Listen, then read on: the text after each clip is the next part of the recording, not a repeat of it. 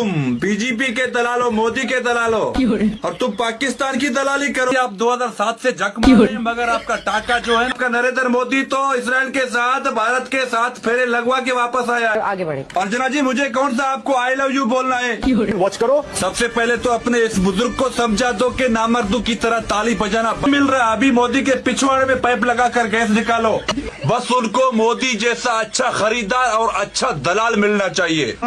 हमें बंदर समझते हो तो इस हिसाब से हम तुम्हारे भगवान हुए, क्योंकि तुम लाइक करने का, सब्सक्राइब करने का, घंटे को दबाने का, नोटिफिकेशन आएगा।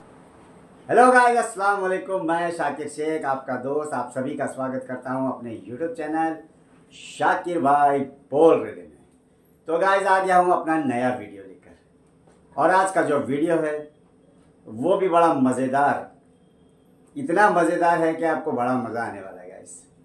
वीडियो बहुत ज़्यादा है, इसलिए मैं ज़्यादा लंबा नहीं खींचूँगा, डायरेक्ट आपको फटाफट वीडियो दिखाऊंगा, क्योंकि वरना वीडियो बहुत ज़्यादा लंबी हो जाएगी।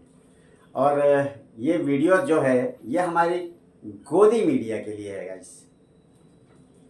जो गोदी मीडिया, मोदी जी के गुण गाने वाली मीडिया और सरकार के गुण गाने वाली मीडिया, इस मीडिया ने मतलब पता नहीं क्या शौक चढ़ा है इन लोगों को बेइज्जत होने का।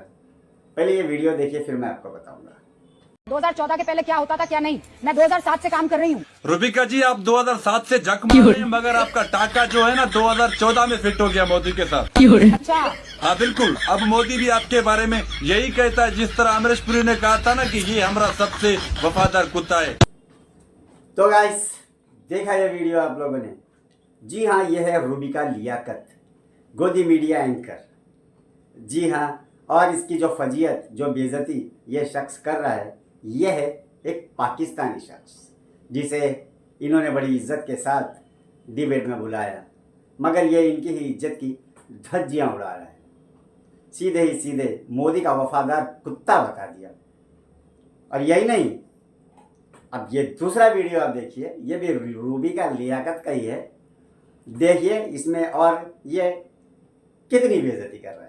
मुसलमान तो मुझे भी नहीं माना जाता है। रूबिका जी, मुस्लिम होने के लिए सिर्फ रूबिका लियाकत नाम काफी नहीं है। इंसान में हया और शर्म होनी चाहिए, जो आप में बिल्कुल नहीं है। मुस्लिम औरतों की पहली पहचान है पर्दा। आप जब भी बैठते हो चुड़ैलों की तरह बाल खोलकर ऐसे ऐसे करते रहते हो। देखा गाइस, इस वीडियो में भी ये इसको बेइज्जत कर रहा है। चुड़ैल, बाल खुले रखकर बैठती हो, नकाब नहीं, ये नहीं, आप मुसलमान लगती हो, पता नहीं है और क्या क्या बोल रहा है ये। मगर मेरी समझ में एक बात नहीं आ रही है। एक शख्स पाकिस्तान से आता है, आपको बेइज्जत करता है, और उसके बाद आप दोबारा उसे फिर बुलाकर बेइज्जत होते हो। ये किस तरह का शौक है भाई? मालूम है ये आदमी हमारी बेइज्जती करने वाला है, तो दोबारा मत बुला। मगर दोबारा, तिबारा, चौबारा, देखिए एक तो बच्चा नहीं है, भारत बाप है। रूबिका जी, आप कह रहे हो कि भारत बाप है, मगर आपका नरेंद्र मोदी तो इसराइल के साथ, भारत के साथ फेरे लगवा के वापस आया है, और कहता है कि भारत माँ है, इसराइल बाप है।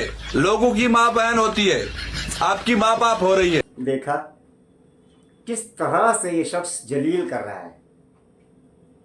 मदरलैंड, फादरलैंड, लोगों की माँ बहन होती है, आपकी माँ बाप हो रही है।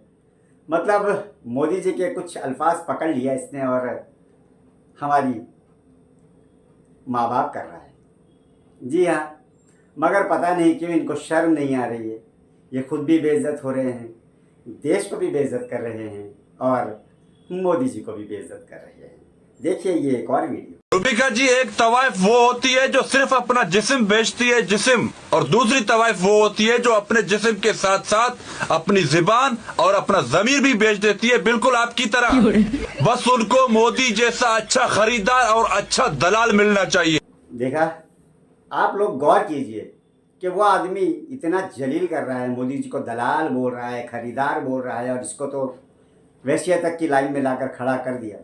मगर रूबिका लियाकत जिस तरह से हिंदी डिबेट, मतलब अपना हमारे जब हिंदुस्तानी भाई आकर, विपक्ष के लोग आकर बोलते हैं इनको, तो ये बड़ा चिढ़ जाती है। मगर पता नहीं क्यों इस आदमी से ये चिढ़ नहीं रही है, बड़ा प्यार आ रहा है इसको, और ऐसा लग रहा है कि इनको जलील होने में बड़ा मज़ा आ रहा है।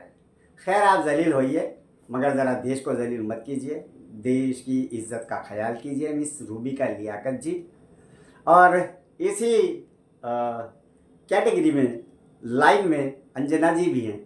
देखिए अंजना कश्यप का ये वीडियो। मरी साहब 2 लाइन में अपनी बात पूरी कीजिए फिर जो आगे बढ़े। अर्चना जी, मुझे कौन सा आपको आई लव यू बोलना है जो आप कह रहे हो कि मरी साहब 2 लफ्जों में अपनी बात खत्म करो। 2 लफ्जों में मेरे मुल्क, मेरे कौम और पाक फौज की तारीफ नहीं हो सकती। मैं यहाँ पर अपने मुल्क, कौम और पाक फौज की हिमायत के लिए आया हूँ, आपको प्रपोज करने के लिए नहीं आया हूँ।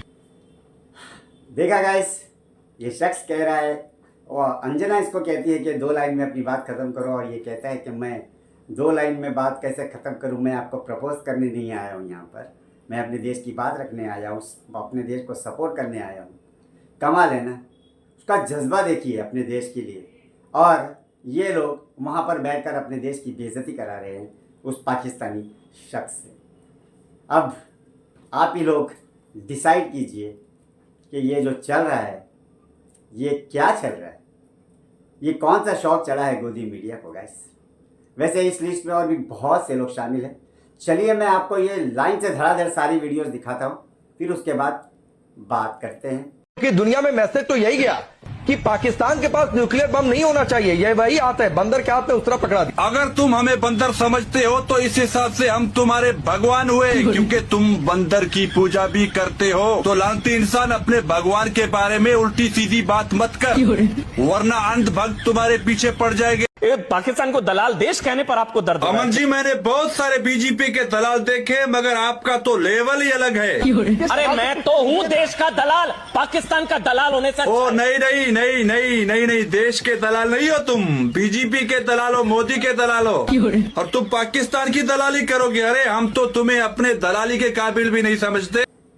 देखा गाइस, इस वीडियो में एंकर कह रहा है कि पाकिस्तान के हाथ में न्यूक्लियर मतलब के बंदर के हाथ में उस तरह पकड़ाना। फिर वो शख्स किस तरह से इसको बेइज्जत करता है, कहता है कि फिर तो आपको हमारी पूजा करनी चाहिए क्योंकि आप बंदर को पूजते हो। मतलब ये कि ये अपने देश को भी बेइज्जत कर रहे हैं, खुद भी बेइज्जत हो रहे हैं, मोदी जी को भी कर रहे हैं, और साथ में अपने भगवान की भी बेइज्जती ये लोग करवा रहे हैं। पता नहीं, अलग सा ही कुछ मज़ा आ रहा है इन लोगों को। और जो मैंने दूसरी वीडियो आप लोगों को दिखाई, उस वीडियो में ये इसे सीधे सीधे दलाल कह रहा है एंकर को। तो वो भी बड़े उससे कह रहा है कि हाँ मुझे देश की दलाली, लेकिन वो कह रहा है कि नहीं, तुम देश के दलाल नहीं, तुम बीजेपी के दलाल हो, मोदी के दलाल हो। और फिर वो शख्स कहता है कि हम तुम्हें अपने पाकिस्तान की दलाली के लायक भी नहीं समझते। इस तरह से मतलब उसको कुछ डर खौफ कुछ नहीं है, बेइज्जत पे बेइज्जत किए जा रहा है। और अभी और बहुत सी वीडियो बाकी है गाइस। फिलहाल मैं कुछ वीडियो और आप लोगों को दिखाऊंगा, आप लोगों का वक्त नहीं लूंगा क्योंकि वीडियो काफ़ी बड़ी हो रही है। ऐसे में जब 500-700 जहाज दुनिया भर के स्ट्रेट ऑफ हॉर्मुज में फंसे हुए हैं, हम अपने 4-4 जहाज निकालकर वहां से ले आए। ईरान बाकायदा हमको थैंक यू बोल रहा है सोशल मीडिया पर लिखकर। और भारत सरकार में जो विदेश नीति के एक्सपर्ट बैठे हुए हैं, उनकी नीति बिल्कुल सही साबित हुई कि पहले वेट एंड वॉच करो। सबसे पहले तो अपने इस बुजुर्ग को समझा दो कि नामर्दों की तरह ताली बजाना बंद करे और गौर से मेरी बात को सुने। मैं आपके दिमाग के नसों को खोलता हूँ कि कैसे ईरान ने स्ट्रेट ऑफ हॉर्मुज से तुम्हारे जहाजों को गुजरने दिया और तुम्हें ऑयल ले जाने दिया। इसमें ना तुम्हारी सरकार का कोई किरदार है, इसमें ना तुम्हारे मोदी का कोई किरदार है। इसकी वजह है इंडिया में रहने वाले 40 करोड़ मुस्लिम, जिनको तुम लोग बोझ समझते हो। उनकी वजह से ईरान ने तुम्हें स्ट्रेट ऑफ हॉर्मुज से ऑयल ले जाने दिया।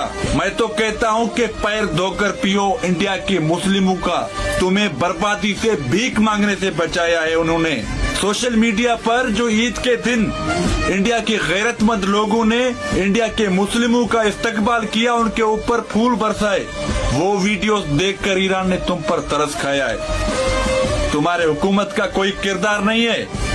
तुम्हारी हुकूमत, तुम्हारी सरकार, तुम्हारी बीजेपी, तुम्हारा मोदी सिर्फ इसराइल की दलाली करने में है। जो बंदा सोशल मीडिया पर अरबों लोगों के सामने खड़े होकर कहता है कि इसराइल मेरा बाप है, क्या वो बंदा ईरान को सपोर्ट करेगा?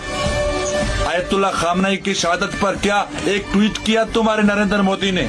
तो किस बिना पर ईरान तुम्हें तुम्हारी सरकार, तुम्हारे बीजेपी और तुम्हारे मोदी की वजह से ऑयल देगा? सवाल ही पैदा नहीं होता। ये बेवकूफ अपने इंडिया वालों को बनाओ, हमें बेवकूफ नहीं बना सकते। हम दिन रात तुम जैसे लोगों को उंगलियों पर घुमा। पाकिस्तान पर कभी कभी तरस आता है। अगर इतना ही तरस खाते हो पाकिस्तान पर तो हमारे शेख रशीद कवारे, उसको अपनी बहन का रिश्ता दो।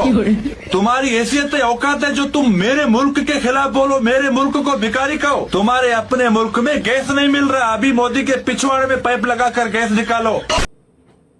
देखा गाइस, हमारे प्यारे प्यारे एंकर साहब कह रहे हैं कि हमने वहाँ से, हमारी गवर्नमेंट ने तेल के जहाज़ ले आए वहाँ से, मोदी जी के फ़ोन कॉल पे शायद काम हो गया या ऐसे ही कुछ। सरकार की और मोदी जी की बड़ाई कर रहा है कि हम तेल ले आए, तेल के जहाज़ वहाँ से ले आए। मगर वो आदमी फिर से इसको जलील करता है और कहता है कि ये आपकी सरकार के बदौलत नहीं आया है, ये उन 40 करोड़ मुसलमानों की बदौलत आया है जिन्होंने ईद की नमाज के बाद वो ईरान के लिए दुआ की और ईरान ने यही कहा कि उनकी वजह से ये तेल यहाँ आया है। और आपको शुक्रगुजार होना चाहिए मुसलमानों का कि जिनकी बदौलत आज आपको तेल मिल रहा है।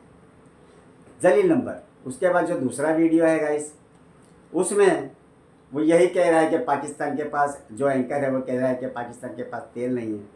फिर वो शख्स भड़कता है और कहता है कि पाकिस्तान के पास बहुत तेल है, आपको फ़िक्र करने की ज़रूरत नहीं है, आप अपनी फ़िक्र कीजिए। आपके यहाँ पर सिलेंडरों की लंबी लंबी लाइनें लगी है, लोग सिलेंडर कंधे पर उठाकर भाग रहे हैं। अब आप लोग क्या करेंगे? अब आप लोगों को मोदी के पिछवाड़े में पैप लगाकर गैस निकालनी पड़ेगी। इतनी बेइज्जती ये शख्स कर रहा है वहाँ पर देश की, प्रधानमंत्री की, और ये वहाँ पर बैठे हुए सारे लोग इसको कोई जवाब नहीं दे रहे हैं, इस पर गुस्सा नहीं हो रहे हैं। मेरी समझ में नहीं आता कि ये सब कुछ जानबूझकर किया जा रहा है या फिर अब मैं क्या कहूँ आप लोगों से।